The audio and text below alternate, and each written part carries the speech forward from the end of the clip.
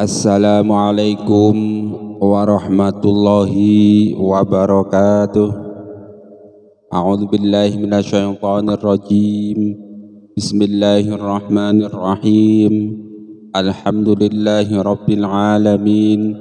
Allahumma shalli wa sallim ala sayyidina Muhammad wa ala ali sayyidina Muhammad. Qala Rasulullah sallallahu alaihi wasallam, naddarallahu mar'an sami'a minna hadisan fahafidhahu hatta yuballighahu ghairahu. Semoga Allah subhanahu wa ta'ala menjadikan wajah orang-orang yang mau mendengarkan hadis, merawatnya lalu menyebarkannya kepada orang lain. Allah jadikan wajahnya berseri-seri baik di dunia maupun di akhirat, karena banyak menerima nikmat dari Allah subhanahu wa ta'ala. Allahumma amin. Amma ba'du. Pemirsa sekalian, marilah kita sama-sama melanjutkan belajar membaca kitab hadis Jam'ul Jawami karangan Imam Suyuti.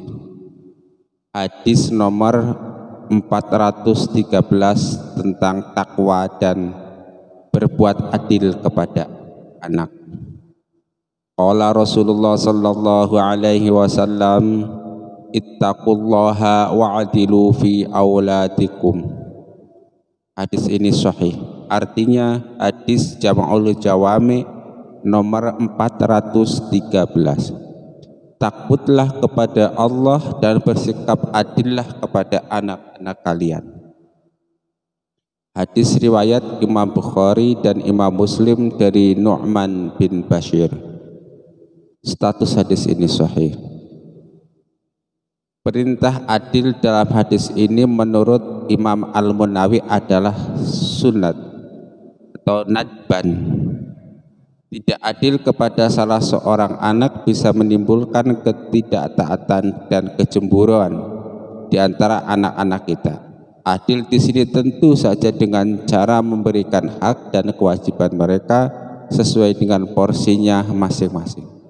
Anak laki-laki tentu saja berbeda dengan anak perempuan dalam memperlakukan mereka. Hadis ini juga bisa Anda baca dalam kitab Fathul Kabir karangan Imam Suyuti hadis nomor 228 dan kitab Al-Jami'us Shahir karangan Imam Suyuti juga hadis nomor 121.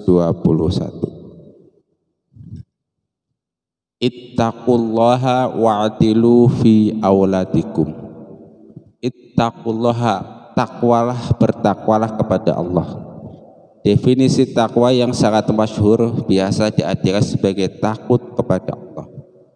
Apa maksudnya takut di sini? Itu takut karena takut itulah kita mau melaksanakan perintah Allah, dan karena takut itu pula kita mau menjauhi larangan-larangan Allah. Wa'adilu fi auladikum, dan berbuat adillah kepada anak-anak kalian. Jadi di sini seakan-akan Rasulullah Sallallahu Alaihi Wasallam menghubungkan atau ada kaitan yang sangat erat antara takwa dengan adil.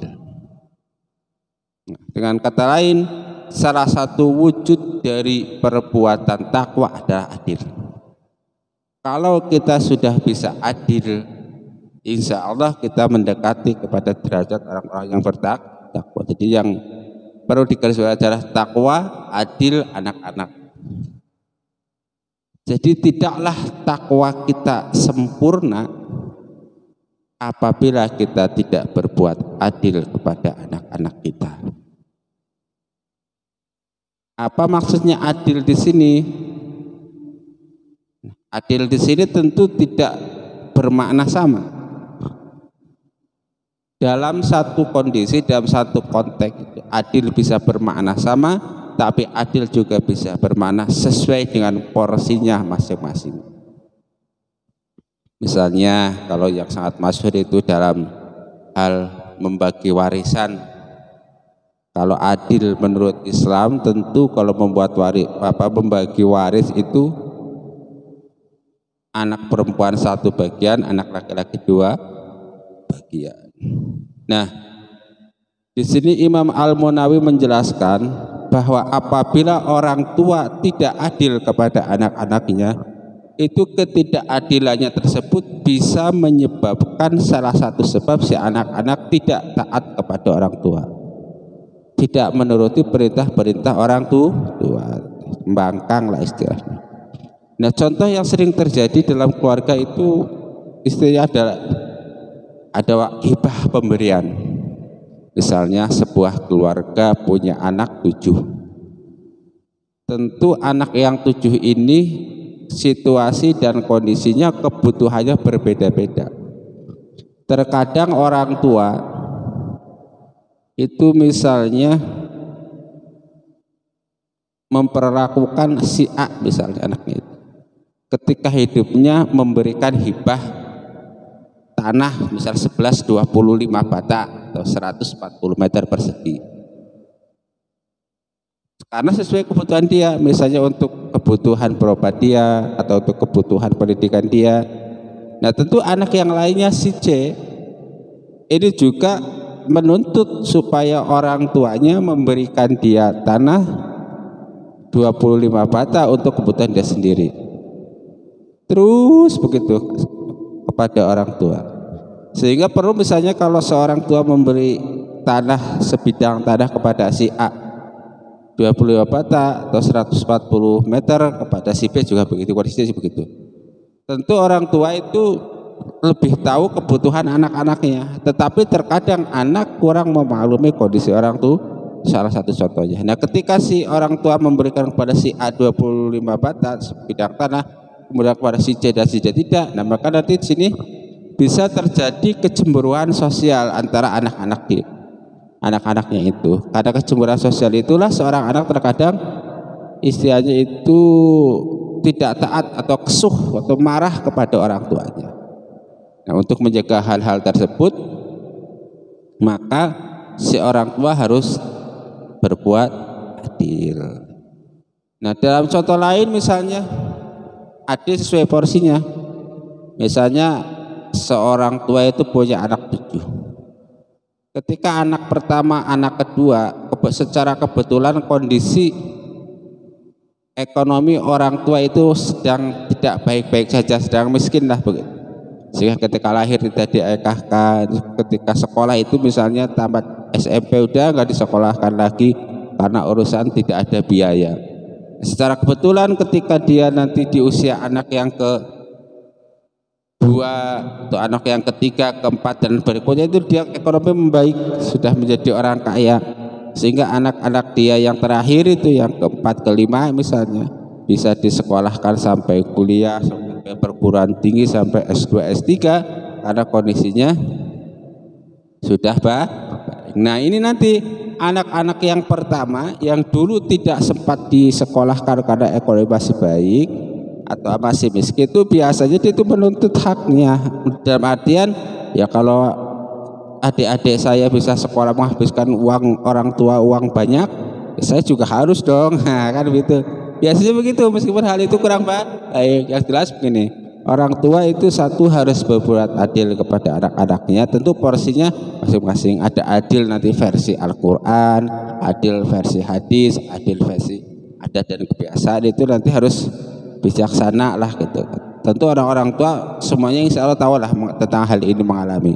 Selain dia pernah jadi anak, kebetulan dia juga sudah jadi orang tua, jadi pengalamannya sudah komplit bagaimana menilai anak-anaknya. Ittaqullaha wa'adilu fi auladikum. Nah, hebatnya lagi perbuatan kita sebagai orang tua dalam rangka berbuat adil kepada orang tua itu bisa bernilai ibadah. Maksudnya apa ya?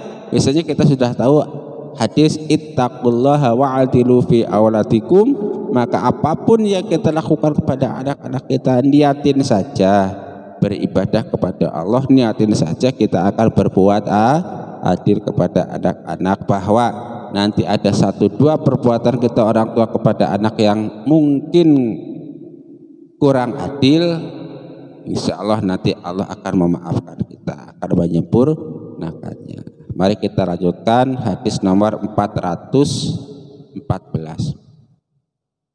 Qala Rasulullah sallallahu alaihi wasallam, ittaqullaha wa'dilu baina auladikum kama tuhibbuna ayyaburrukum. Hadis riwayat Imam Tabrani dari Nu'man bin Bashir.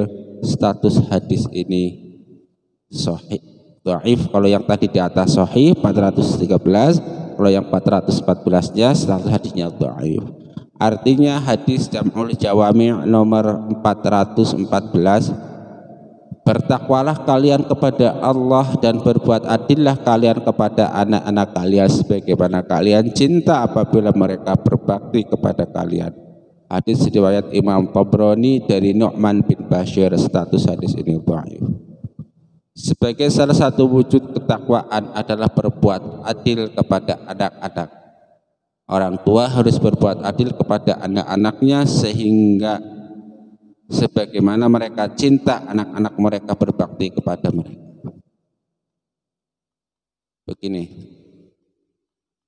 kalau tadi pada hadis sebelumnya 413 dikatakan bahwa kita itu harus berbuat adil kepada anak-anak kita sebagai wujud ketakwaan kita kepada Allah Subhanahu wa taala. Lalu sejauh mana kita berbuat adil kepada anak-anak kita? Di sini disebutkan bahwa kalau kita suka anak-anak kita berbakti kepada kita, nurut kepada kita, melaksanakan perintah-perintah kita, maka sebaliknya kita juga harus suka berbuat adil kepada anak-anak kita. Dengan kata lain, kita sebagai orang tua punya hak dan kewajiban kepada anak-anak kita, begitupun anak-anak kita punya hak dan kewajiban kepada kita sebagai orang tua. Sehingga posisi kita sebagai orang tua itu sebetulnya sama dengan posisi anak, sama-sama punya hak dan kewajiban baik kepada anak dan orang tua maupun kepada Allah Subhanahu wa taala. Jadi kalau dua-duanya sudah tahu hak dan kewajibannya, sama-sama enak, sama-sama bisa. Apa yang dilakukan orang tua kepada anak-anak itu dalam rangka takwa, dalam rangka ibadah kepada Allah Subhanahu wa taala, begitupun apa yang dilakukan oleh anak-anak kita juga dalam rangka takwa dan beribadah kepada Allah Subhanahu wa taala. Nah, seperti yang dijelaskan oleh Al-Qur'an surat Al-Ankabut ayat 6. A'udzubillahi minasyaitonirrajim. Wa waswainal insana biwalidayhi husna wa in jahadaka litusyrika bima laysa laka bihi ilmun fala tuti'huma ilayya marji'ukum fa unabbi'ukum bima kuntum ta'malun. Surat Al-Ankabut ayat 8. Artinya, dan kami wajibkan manusia berbuat kebaikan kepada dua orang ibu bapaknya, dan jika keduanya memaksamu untuk mempersekutukan aku dengan sesuatu yang tidak ada pengetahuan tentang itu, maka janganlah kamu mengikuti keduanya. Hanya kepadakulah kembalimu, lalu aku kabarkan kepadamu apa yang telah kamu kerjakan. Al-Ankabut ayat 8. Nah, dalam surat ini dijelaskan kewajiban kita supaya berbakti kepada orang tua. Jadi begini, berbakti kepada orang tua itu suatu keharusan. Keharusan ini bisa jadi wajib, atau bisa menjadi sunnah, atau bisa menjadi makruh. Tentu sesuai situasi dan kondisi, sesuai dengan ilat hukumnya. Wa wasainal insana biwalidayhi husna. Nah, sejauh mana ketaatan kita kepada orang tua, sejauh orang tua itu tidak melanggar hukum-hukum Allah Subhanahu wa taala, apalagi sampai musyrik kepada Allah. Dengan kata lain, kalau orang tua kita menyuruh kita berbuat syirik kepada Allah Subhanahu wa taala, maka kita harus menolaknya tentu dengan cara-cara yang ma'ruf dan bijaksana. Pada ayat yang lain dikatakan itu kewajiban anak kepada orang tua. Dalam ayat lain disebutkan kewajiban orang tua, kewajiban anak kewajiban orang tua kepada anak-anaknya. Ya, dalam surat At-Tahrim ayat 6. Ya ayyuhalladzina amanu qu anfusakum wa ahlikum naro wa quduhan nas wal hijarah 'alaiha malaikatun ghiladun syidatun la ya'sunallaha ma amarahum wa yaf'aluna ma yu'marun. Nah, ini artinya, hai orang-orang yang beriman, peliharalah dirimu dan keluargamu dari api neraka yang bahan bakarnya adalah manusia dan batu. Penjaganya malaikat-malaikat yang kasar, keras dan tidak mendurhakai Allah terhadap apa yang diperintahkannya kepada mereka dan selalu mengerjakan apa yang diperintahkannya. Surat At-Tahrim ayat 6. Ayat ini menjelaskan tentang kewajiban orang tua untuk menjaga keluarganya. Kalau pada surat Al-Ankabut ayat 6 merupakan kewajiban anak kepada wa waswainal insana biwalidayhi husna, kepada orang tuanya. Pada ayat At-Tahrim ini merupakan kewajiban orang tua kepada anak. Ya, dengan kata lain, kedua ayat ini menjelaskan tentang hak dan kewajiban orang tua kepada anak dan hak dan kewajiban anak kepada orang tuanya. Kita lanjutkan hadis kitab Jam'ul Jawami karangan Imam Suyuti, hadis yang nomor ke 405. Ittaqillaha wa'adil bainahum kama alaihim minal haqqi ayyaburruka.